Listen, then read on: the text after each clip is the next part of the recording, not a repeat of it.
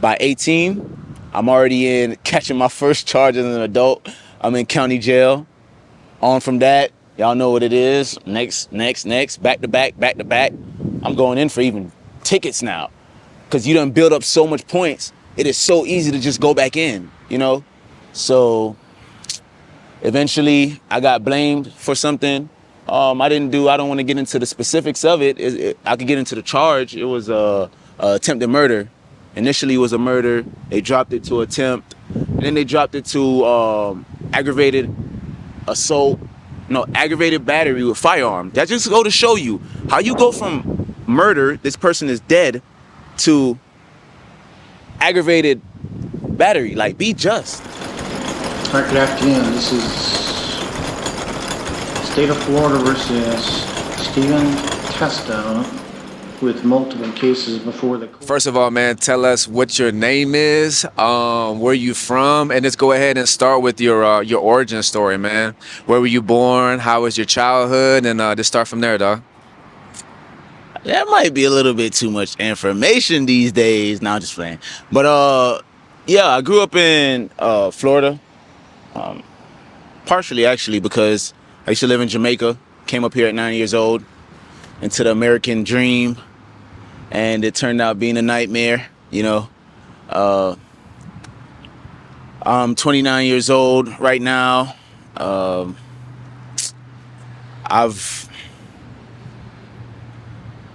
don't really know. I don't really know too much to give the people right now because they already know me, life after podcast. But it's a mean story. It's a simple story coming up in the impoverished neighborhood, you know, same outcome, you know, the same dead atmosphere, the same cycles, the same traps, due to ignorance, falling for the same traps. It's just the same thing. It's nothing new. This is a world right now where everything has been exposed. So it's not too much more to go into. But I do want to skip to the part where I was a problem child, which led for me being a foster child also. And y'all know that's another trap. Dropout, another trap. Eventually, I went to the big dog house. Yeah, I went to prison, and it's nothing to brag about. It's nothing to be proud about. It's nothing to feel like you have gained any value or any credit. It is actually one of the most devastating experience I have ever witnessed with my bare eyes in such an intense setting where it's almost like looking at a graveyard. You know, those bunks, they look like graveyards, you know. A lot of people in there that's just got a triple down taste of oppression, front row seat, and they just left from oppression and came so-called to be disciplined and punished. But yet when you show up there, you're literally in deeper darkness. And if you're not strong enough, you will either not make it out, you will make it out halfway worse than you went through, or you might make it out halfway better than you went in. It is so many possibilities. It's just like out here. Out here is a bigger prison. It's no different. It's all about the decisions you make. You know, you can't control anything else outside of that. But first and foremost, you can't control yourself. Right, so I did 7 years, Avon Park. Hey, hold on, let me slow you down. Sorry. Yeah. Hey, so before we get into the prison story, Well, let me give them my name too. My name Miguel. I should have been gave y'all that, but y'all know we out here everywhere, all over the place. Yeah. All right. So Miguel, when did you start getting in trouble? Like specifically around what age? What were the initial crimes that kind of led you going to prison? When did you go to prison? How old were you? And what exactly did you go to prison for? And can you explain that? It started when I came out the womb. I'm gonna be honest with you. I grew up. I came out in the dungeons in Jamaica. Well, I came out in America. I was born here, but then I went to America as a baby before I can even walk. Grandmother ended up dying, bouncing around from family members. down in Jamaica, living in the gutter, living in the country with the natural stuff, living in the wealthy side, I've been all around, but most of the time I spent in a impoverished area. So it was already set, that mindset, that impoverished mindset, that poor mindset is already instilled or being downloaded, especially throughout a child in a matrix and their upbringing. They're collecting a lot of that information, and that is going to dictate a lot of who they're going to be, because they're at the fastest rate of growth, of learning. They're a clean slate. They're pure. And the easiest thing to contaminate is the things that's pure, right? So, I mean, that was the start of it. But when I came here, I would say like 11 years old, I caught my first charge, robbing a school, my elementary school. That was like the smartest, dumbest thing I've ever done. Thanks to the old me. Shout out to old me. This is who I became now. So, you know, that's why I said shout out. It's just appreciating the process. After you look back, it's not really as bad as you think, right? It's just now you're in a position now where you can, from experience, share these stories and these episodes and these chapters that you have closed, and that, you know, it might be even the book that you have to put on the shelf and be like, I'm starting a new book. And this ink right here, this is sacred ink.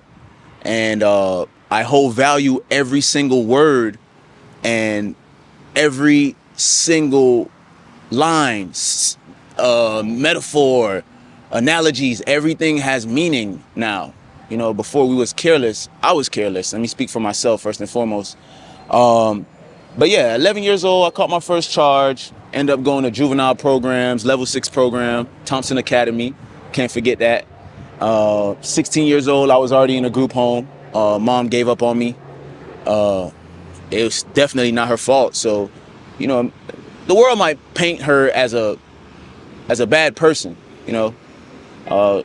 Things that you do now to discipline a child is looked at it's harsh. It's harsh, and it's really not. A spanking, it's not harsh. I mean, yeah, there's a better way to do it, but that's just the way that they're doing it. Offer them help, offer them mental help, offer them parenting skills before you just criticize it. But yeah, so my mom she's not a horrible person. She just wanted the best for me, and she just didn't know what was more effective, because she was too busy working. She was too busy being busy, you know, and that leads to her being absent. So that's even more, another trap, you know, all these traps. Father in prison, you know. I would say I followed his footsteps, but no, it was a choice. It was a choice. I wasn't destined. I wasn't cursed. I don't accept those type of hexes and things over my life, bro. You know what I mean? I am blessed. I am blessed. And all of us are. Never let anyone tell you. The goal is for them to trick you into believing it. That is how they get you, you know? But I was a good kid, man. I was a good kid. I was smart, man. I was intelligent. My teachers loved me. Everybody loved me. Everybody had high hopes for me. Everybody tried their best, and, you know, all that's appreciated. But, you know, hard head make a soft butt, right? And butt stinks, right? So I ended up being that defiant me, leaning on my own understanding, wanted to figure things out. I wanted to feel how hot the fire was. I didn't believe through word of mouth that the stove was hot. So, you know, I just had to go and live the life. And by 18, I'm already in catching my first charge as an adult. I'm in county jail. On from that, y'all know what it is. Next, back to back. I'm going in for even tickets now, because you done build up so much points. It is so easy to just go back in, you know? So eventually I got blamed for something I don't want to get into the specifics of it. I could get into the charge. It was attempted murder. Initially it was a murder. They dropped it to attempt. And then they dropped it to aggravated assault. No, aggravated battery with firearm. That just go to show you how you go from murder, this person is dead, to aggravated battery. Like, be just. You know, don't try to lower it to where you still get a conviction. That's what they care about. But I don't want to get into the politics of it. But what I would say is, you should get into politics. You should get into religion. You should get into everything. All of this stuff is put here. This is our world. Never for 1 second think that the government run this world. God created this for us. There's no such thing as a homeless person. This earth is ours. We live here, literally, right? Our cells live in our body. This is the home for every single cell in our body, every organ in our body. Who's to sit and say, well, they say the heart's in control. No. That's when divisions start happening. That's when the body start going against its nature, and the body start operating outside of its normal operation. So, but anyways, yeah, so I ended up copping out. I wanted to take it to trial. I was forced to learn law. It was either that or just get railroaded, like most people do. They either get railroaded when they go to trial, or they cop out to something that's suitable for them because they have already been hit with these scare tactics and these fear tactics that they use to get you to just cop out to anything. They'll let you sit in the county jail for 2 years, 3 years until you're tired and you're just ready to go home. So once they come at you with, all right, just take 5 years. We've been offering you 25 before, but you didn't do the crime. But you're gonna take the 5 years. You know why? Because you're ready to get the hell out of here, man. It's hell being in there. So I also have compassion, and I see why people take these pleas. I was one of those people myself. So I knew I had a case. I had jailhouse lawyers, they called them, but they're human beings just like me and you. A lawyer with a suit and tie on that has a certificate on a paper and whatever, and in a database saying that they have a bar number and whatever, doesn't make them an actual lawyer more than a person who doesn't have all that extra stuff to give credibility. Some people are true natural healers. Some people are real deal true just people, and they can deliver people from being just and representing someone else. This is just, but everything has gotten so much of a title. Everything has gotten so sectioned off, and it's just limitations. So much limitations for humanity to grow as a collective rather than certain people or certain things or certain whatever. So, but yeah, I ended up my family. They was like, man, don't go inside that courtroom playing with those juries and the judge. You know, I'm a black male. So my mom, my family, they have this idea that, you know, go ahead and take something because it's better than losing it all. And that is actually a factor that happens, you know, so I can't blame them. And at that time, it was just like, okay, I can either follow my own gut, which is telling me take it to trial because I'm gonna beat it. They don't have a case. Or I can just, you know, do what my family say because they told me they're gonna ride with me the whole time. And I wasn't thinking like, yo, I'm gonna do that time. It really didn't hit me like hard. But I ended up taking it, bro. And the minute I walked out that courtroom that same day, it was like, I really just did that. Like, I really just took literally 7 years of my life ahead of me is gone. I can good as well wipe that as I'm not here in this free world, so to say. I say so to say because I've met more free people incarcerated than what, ex-carcerated, out-carcerated, whatever the total polar opposite of it is. But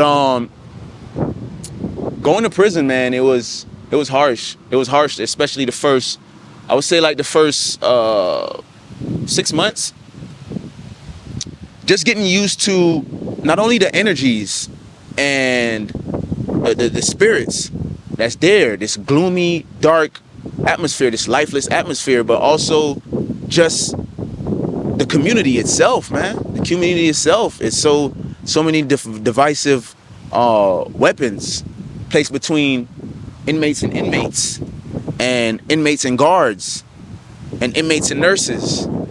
And Everybody is meant to be separated except for if you're on the side of the superior people in there, the guards and the administrators. If you're on their side, you're good, right? But then also, then now you're their enemy, the one that have the same uniform on as you. But really, if they take off their clothes, I take off my uniform, administration take off everything, and we stand here butt naked, not to get like X-rated and stuff, but in all honesty, if we take off everything, what do we have? We have human beings standing side by side with each other, just as powerful, just as powerless as we make ourselves. But we have associated ourselves with all these titles and whatever. And it was a harsh experience, man. There's no it's not incentivized for you to get out and do better. And y'all forgive me for my weak just attitude, because it's sad at the same time, but it's reality at the same time. And there's only two things you can do when you take on that burden of reflecting on it. You can either sulk about it and complain about it and let it tear you down. You can do what I'm doing, feel the pain in the moment and shake it off when it's done and get back to reality. Or you can stay strong throughout it all. I have a lot of brothers, man. Shout out to EI, man. EI the king. That's a soldier, man. He stand his ground. I was in there with him. This guy is amazing. You're amazing, bro. I'm talking to you. You know, you behind the cam, bro. Like, you're amazing, bro. I was in there with you, so I can vouch for you. You know what I mean? And to see you step out here and like keep it going. But we'll get into that. So yeah, in prison it was horrifying. The education system was weak. The medical system was like, bro, like put a Band-Aid on a fucking excuse me, guys. Put a Band-Aid on a busted heart. That's how they fix it. You'll be all right. If you don't die, then you're good. That's kind of like, compare that to medical system. It's mediocre. It's almost as if they have gotten they normalized the attitude and the behavior from the guards to the staff. I mean, from the guards to the inmate, to where they pick that up. Because they rub shoulders with them. You know, they pick up that energy, that spirit, you know. And then you have other dudes that mess it up for other people. And it's not throwing nobody under the bus. It's just reality. It's just like right now, if I go back to my neighborhood that I grew up in, there's some dudes that's actually bad. And they're the ones that the media kind of, actually they're the ones that's attacked first and foremost, but they're the ones that the media promote to the world. You know what I mean? So they have more, they're the face of this thing.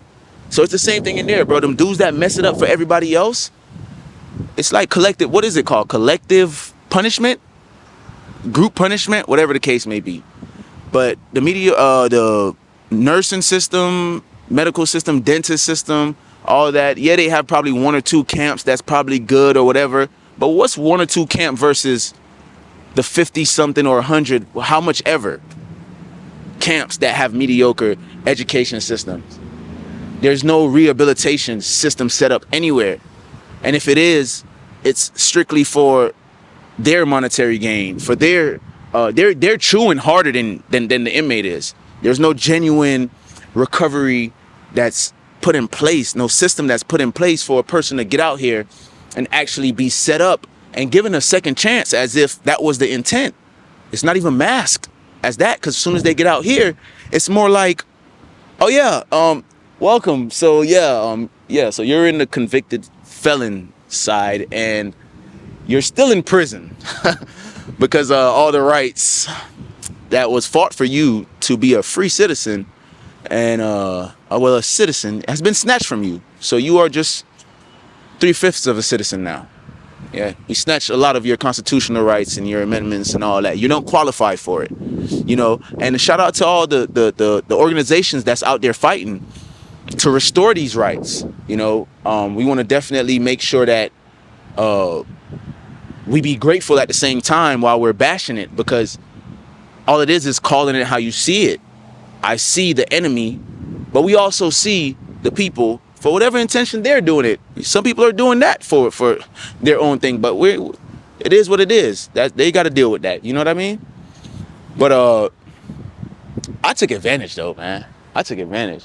I went there, bro, and got my GED first and foremost. I got my what is it? Printing and graphic arts certificate, a mediocre one. It has no use out here. I got my forklift license. I worked at a company named Pride, making literally this was $1 million company, and they paid us starting off 40 cents an hour. 40 cents an hour. Not to mention the people that goes out the gate and clean highways. I mean, long stretch of highways, mowing long stretch of highways and not getting paid at all. You know, and Just for the viewer, can you kind of break down what your average day looked like working at Pride? Like, what exactly did you do? And just so like you can paint a picture for the viewer. All right. So Pride is a place that, for sure, being in a place like prison that's already so harsh, it's actually it's a getaway. You know, it's a productive environment that's opportunity that is also grateful for, even though it has its flaws. It's grateful. I'm grateful. I was grateful for that because at least I got away and I was able to still hold on and cling to some of the work ethic remains that was going to be important to carry with me out into the world 7 years later, you know. But you work. I was working at one called SMS. So we formulate chemicals. I took my hazmat classes. I took my forklift license classes. I took all this other stuff. So they're real certificates. Now, Pride is separate because they're under OSHA. They're under they're not under Department of Corrections. They are their separate entity that works with the Department of Corrections, right? And they pretty much underpay these people, the inmates, to do their dirty work, I would say. I have to be very careful how I choose it because I'm not comfortable with the whole idea of it, but because prison itself is not a thing. It doesn't restore anything. It doesn't help anything. It doesn't make a person better. But Pride in itself, it was definitely an opportunity, man. You actually can sift out the people that wanted to change and that had some type of hope. It's not like sitting there and be like, oh, man, Brian ain't about what he talking about. No, this guy is getting up every day, early morning. You have to get up at a certain time. You have to be at work. You have to be clocked in. You have to get work done. And the next day you gotta do it 7 days a week. And you had people who also didn't have any family members. This was their way to get money because there's so many alternatives. You know, I can probably buy some dope, save up some canteen, buy some dope, and keep flipping, just like we do out here in the streets when we was, you know, a little bit just didn't know the alternatives, right? And didn't take advantage of these alternatives that we're doing now. But there's so many other things you can be doing to get money. It puts you at risk. It exposes you to that dark force. You're taking chances. You know what I mean? But you can actually sift out the people that wants better. And even though there was some people there who actually showed up to work, but there was responsible smokers. Like literally when they get back to the dorm, they're smoking, they're hanging out. But I bet you they get up on time to go to work. So it's like, you know, Pride itself was a good opportunity, man. And even the certificates that I got in there from Pride, and even when I got released, my re-entry lady from Pride, she the one that got me my first job, driving waste trucks.